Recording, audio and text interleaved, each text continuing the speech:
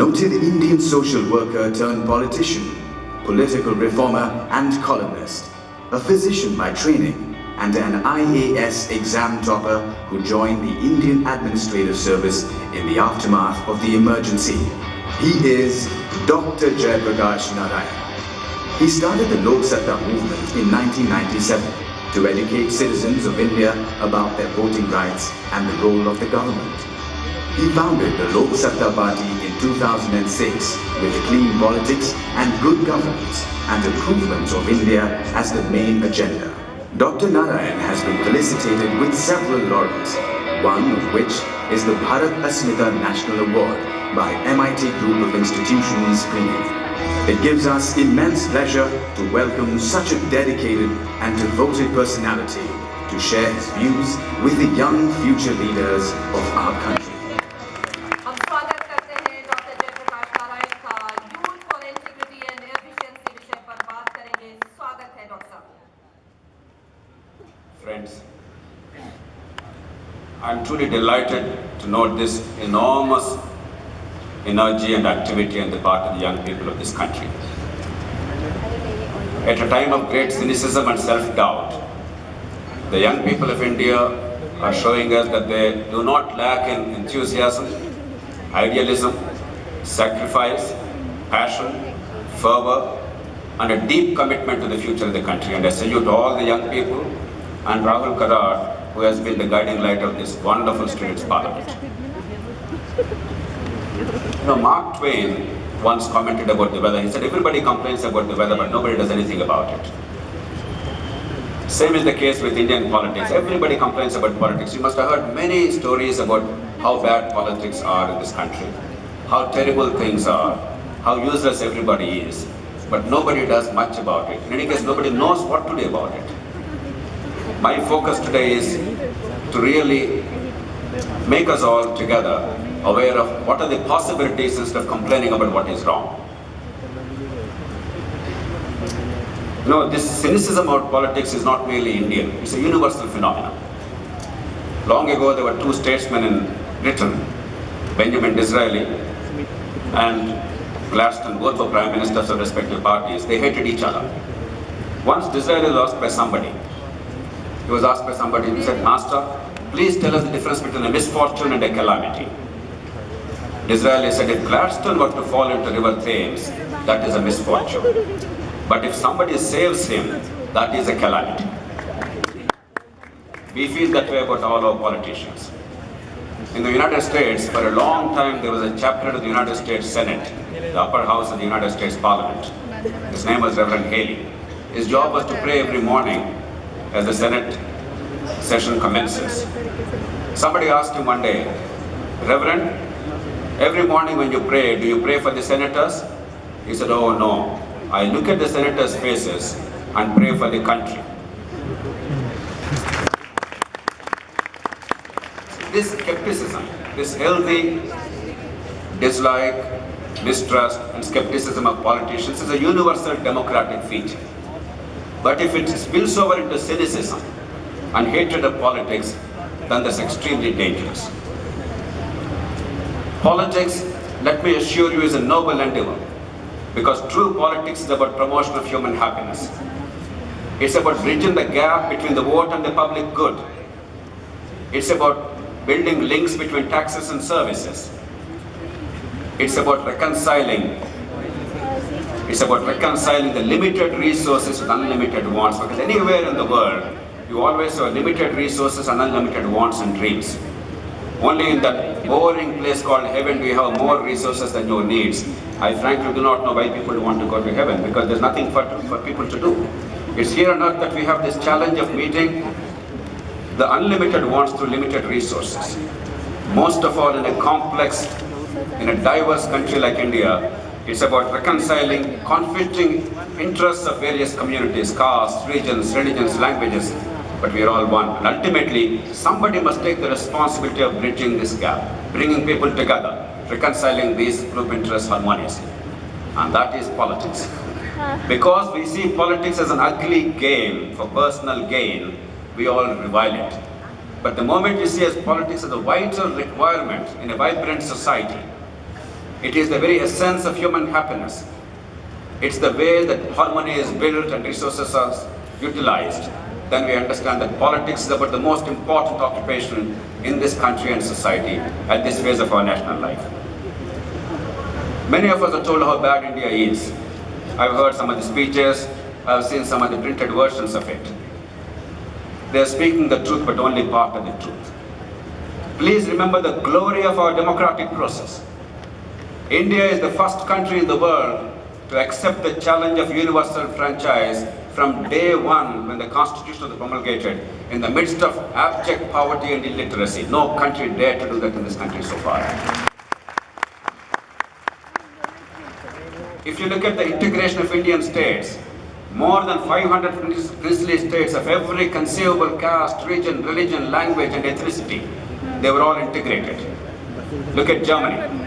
39 states of the same language, skin color, literature, ethnicity and religion. It took blood and iron and Bismarck's strong leadership of 9 years and loss of tens of thousands of people's lives to unify that country. Look at Italy. Just 9 Italian-speaking provinces took 23 years, despite the fact that they were all Roman Catholic, they were all Italian-speaking, they were all white Christian. Look at India. It took us just 15 months to integrate more than 540 princely states of various hues and colors, various ethnicities, languages, religions and cultures, with enormous, unprecedented diversity, with absolute peace. Not a shot was fired to integrate Indian states, except in one state, the state of Hyderabad, where under 10 soldiers of Indian Army died. Just 10 Indian soldiers died. It's a remarkable triumph of democracy.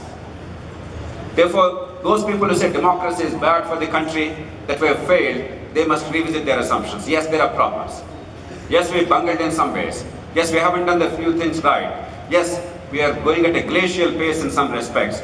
But only when we understand our successes can we actually build on that experience and overcome our failures. Look at our federalism. No other country after the Second World War could build a federalism of our kind. In fact, there is no other country in the world with so many languages. Look at Sri Lanka. They had only 2 languages, Sinhala and Tamil. For 30 years there was strife because they could not reconcile these 2 languages. Only now they are picking up the pieces. Even yesterday the Chief Justice was impeached in questionable circumstances. Pakistan, it became independent along with us. Within 25 years the nation broke up because of language and culture, essentially the Bengali and the Punjabi, the East and the West. Look at Belgium. Just 2 languages, the Flemish people who speak the Dutch language and the French language, the other people. They could not come together and the government is not formed for months and years in a very tiny country which is a fragment of Maharashtra, let alone India. Look at even a country like Canada, very developed country. But every year you talk about secession because there's one additional language apart from English called French. They're not able to reconcile. Look at India. In this group here, there is not one language we all understand unless it is good English or good Hindi. Otherwise, each of us comes from different language groups. And yet, this country is able to understand each other, deal with each other, stay together, and have a very strong and sensible federalism-based languages. It is unprecedented in human history. We have to go elsewhere to understand our strengths. Therefore, my appeal to all of you is, yes, our politics in some respects is bad. But the only antidote to bad politics is more politics and better politics, not no to politics. Some of you may ask, look, we go to MIT, we go to IITs, we go to IIMs, we go to some fantastic education institutions, we have great careers ahead, we are doing well academically, we make good in life, we build enterprises, we make money, we build mansions. Why do we require politics? We don't bother. My friend, you require good politics not because you are saints, but because we are practical people. No matter how rich you are, even if you are a Mukesh Ambani building a $1 billion mansion in Mumbai city, the mosquito that bites the neighborhood urchin in the slum there will enter Mukesh Ambani's house, your house, my house, Krishnanand's house. Mosquitoes do not respect rank or status or privilege or education or money or power, because mosquitoes are truly socialist. They suck everybody's blood and they transmit dengue virus, they transmit malarial parasite, and all of us will suffer. We have to care because the public good is as important as private gain. If you're dealing them, India will be that much poorer. Each of our lives will be that much poorer. Never commit the mistake of believing that politics is bad. We can make something of ourselves in personal life, ignoring politics and public good. True politics is nothing but public good, and public good.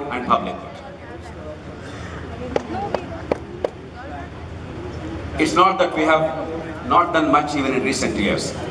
If I really give you a litany of some of the good things that happened in recent years, I will simply run out of time. But let me mention just one or two things to give you a sense of it. Voter registration improvements in the past 15 years have been phenomenal. The disclosure of candidate details today, criminals and others, they have to disclose their record, their financial antecedents, their educational qualifications to the public. It came through a hard struggle. The Right to Information Act, the political campaign finance reform, the 91st Amendment by which the size of the cabinet in each state and the government of India is now limited. Earlier we used to have jumbo jet ministries. The anti-defection law strengthening, otherwise every day you would have the party hopping, the so-called Ayaram Gayaram culture. The local courts law, the recent effort by all of us to get the 2G spectrum licenses cancelled. We could get 122 2G spectrum licenses cancelled for the first time in the country. And many, many things, I can go on and on. A lot of good things are happening, a lot of good things have happened. But we need to do many more things. The essence of the angst in this country, the reason why we are also unhappy with politics is the electoral system is playing tricks with us. We are a poor, largely illiterate country even today, sadly. We are a highly centralized political system. And third, even today, service delivery in a government office is excruciatingly difficult, and a petty bureaucrat is bigger than even fairly influential citizens. There is asymmetry of power. 60 years ago, it was much worse. In the face of that, our electoral system in a poor country led to some grievous consequences. Money power became all important. Today, some people near Pune were telling me, Speaker Sahab, in Pimpri, Chindwara, I believe, I don't know if it's true, 95 crores was spent by one candidate to be elected for the municipal corporation or municipality. Some other candidates may have spent 50, 60 crores. In my state of Andhra Pradesh, spending 70 or 80 crores together for an assembly constituency is not uncommon. I can cite instances. There are village panchayats where 5 crore rupees are spent in Andhra Pradesh. Village panchayats. Unquestionably money power because of the need for the marginal vote, because in politics there is no second prize. Either you win or you don't win, you lose. Nobody will say you've done very well, you're respected, you got good votes, but you didn't get enough votes to win. Somebody got one more vote than you. And therefore there's a desperation to get the marginal vote. Most of these parties and candidates are sucked into it to buy the vote in a poor country. And therefore corruption is a consequence. The second problem, the best and the brightest, the young people like you who participate in freedom struggle, today dare not enter politics unless you have a lot of money or unless you have a political family background, because where do you get the money? You don't want to sell your reputation, you don't want to take huge risks, you want a decent life. Therefore, we are repelling the best and the brightest people. There's no longer a national outlook in public work in most cases, because what matters is somehow appeal to the local constituency, the local caste or region or religion. And therefore, increasingly sectarian politics is playing a role. National politics is receding from the background. The idea of India is receding. And a freebie culture, everybody knows that some of the things are bad in the country. Free electricity, free this, free that is not the right way to govern. But in order to get the vote, the parties are compelled to do that. But in order to break that, I'll conclude, Mr. Chairman. In order to break that, the answer is not in attacking politics and politicians. The answer is, can we find a different electoral system where the best people can enter? Money power will not play a role. National outlook will dominate. And parties will offer a genuine agenda for growth, for electricity, for water supply, for education, for healthcare, the right kind of things that India needs to be able to stand on its own as a tall and proud nation in the comity of nations.